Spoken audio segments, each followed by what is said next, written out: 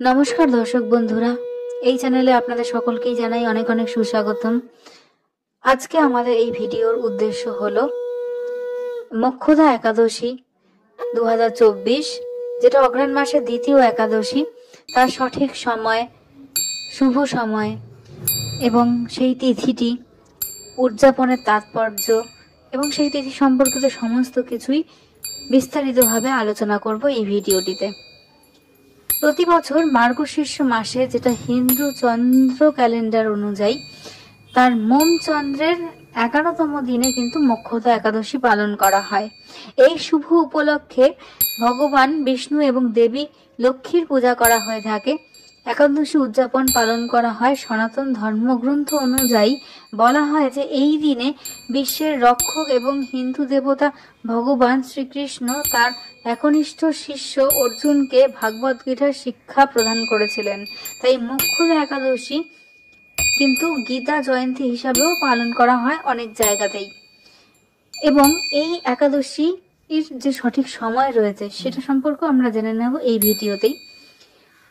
এই যে গীতা জয়ন্তীর যে উৎসব এখানে পালন করা হয়, যেহেতু গীতা জয়ন্তীর দিনেই ভগবান শ্রীকৃষ্ণ অর্জুন গীতা প্রচার করেছিলেন, মোক্ষদা একাদশী উপবাস পালন করলে তাকে সাধক মোক্ষ লাভ হয় বলে জানা যায়।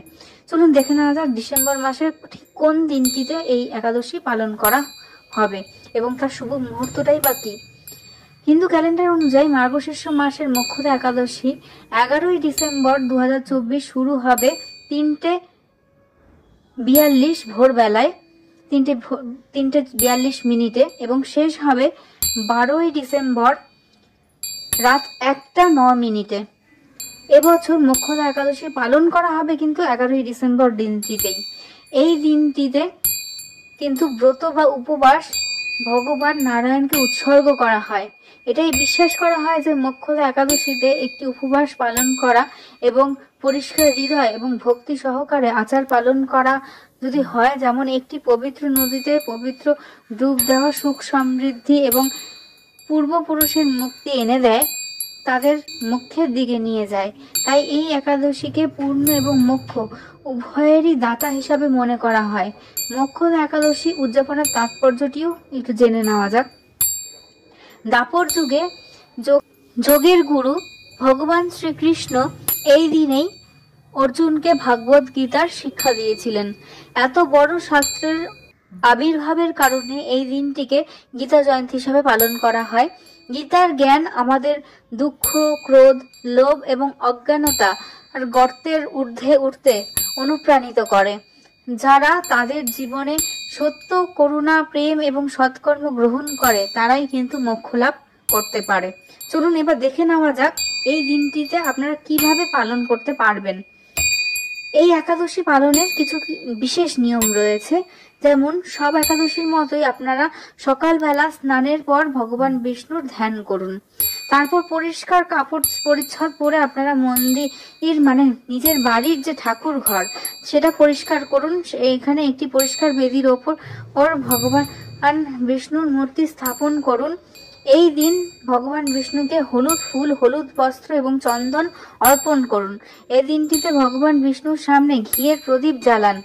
শেষে মোক্ষদা একাদশীর দ্রুত কাহিনী পাঠ করুন এবং আরতি করুন। এই দিন ভগবান বিষ্ণুকে হলুদ ফুল, হলুদ বস্ত্র এবং চন্দনই কিন্তু অর্পণ করতে হয় এবং আরতির পর ভগবান বিষ্ণুকে অন্ন অর্পণ করুন এবং সেগুলো আপনারা কিন্তু গরিব দুঃখীদেরও দান করতে পারেন। শাস্ত্রে মোক্ষদা উপবাসের কিন্তু বিশেষ গুরুত্ব রয়েছে।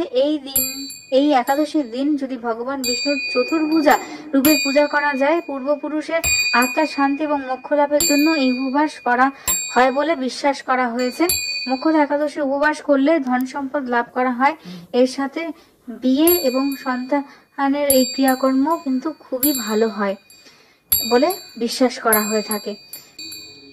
তবে এই ব্রতর কথা, যেমন উদয় তিথি অনুযায়ী 11ই ডিসেম্বর আপনারা মোক্ষদা একাদশী পালন করবেন, ঠিক তেমন ভাবেই এই ব্রতের পালনকাল কিন্তু 12ই ডিসেম্বর আপনারা পালন করতে পারেন। সারাদিনই 12ই ডিসেম্বর আপনারা সেটা পালন করতে পারেন। তো এই ভিডিওর উদ্দেশ্য এবং এই ভিডিওর কথা এতটুকুই। যদি ভিডিওটি ভালো লাগে তাহলে অবশ্যই লাইক করবেন, কমেন্ট করবেন এবং সাবস্ক্রাইব করে পাশে থাকবেন এবং ভিডিওটি অন্য সকলের মধ্যে শেয়ার করে দেবেন। আজকের ভিডিও এতটুকুই।